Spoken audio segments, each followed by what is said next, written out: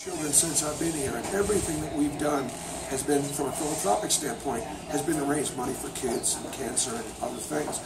And so I never mind asking folks to help us do that in our communities, because Auburn's a great place and we help each other so much.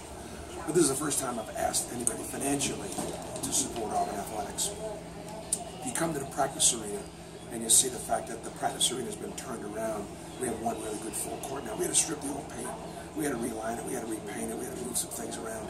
And the fact that there was money in the bank to do that, let us do something that needed to be done, not put that on the project list for years to come. And that's what events like this will allow us to do. How do your players respond when he comes and talks to the team? Yeah, it's sort of just like 90,000 people listening to, Bo. There wasn't a, they're sitting up straight. They're on every word, and he just keeps it real. We talked about Colin Kaepernick.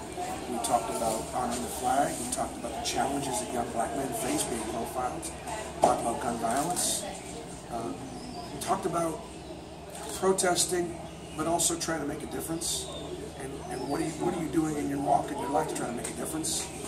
He talked a lot about education and the importance of getting that education, and the fact that last year, every year only 3 or 4% of the kids that are in the SEC get drafted. 95 to 97% don't. Therefore, the importance of education. Talked about how hard it was to win, and recognizing that we have better players, but also recognizing that we could start 3 or maybe at one point 4 freshmen. So he did a great job, and he is so generous with his gifts. He's generous with his time. He's generous with his, when he comes to Auburn for the weekend, he's working all weekend because people want to, and he doesn't hide. He's just out there, and he is as gracious to the first person he is the last person. So he's quite an ambassador. How big of an asset is that for your program when you have someone like him, who every kid who probably wants to play for you can see him on TV every week of the NBA season? Charles Barkley is one of those recognizable men on earth. Yep. What a number that is. He's an Auburn man. He loves Auburn. He recognizes what Auburn did for him when he was growing up. It was the best decision he ever made. He recognized the quality of the university. And so when he says those things, he believes them because he's so honest.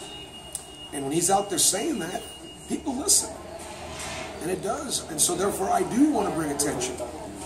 At the same time, I also want to give credit to guys like Chuck Person or John Mengelt or Rex Frederick or Mike Mitchell or Wesley Person or some of the Vicky Orr and some of the women players that all could say, where's mine? And you could debate, well, who had the better career here at Auburn? That's not what this is all about. And so we've had nothing but overwhelming support. Everybody recognizing, no, it needs to be Charles Barkley. Are there going to be more?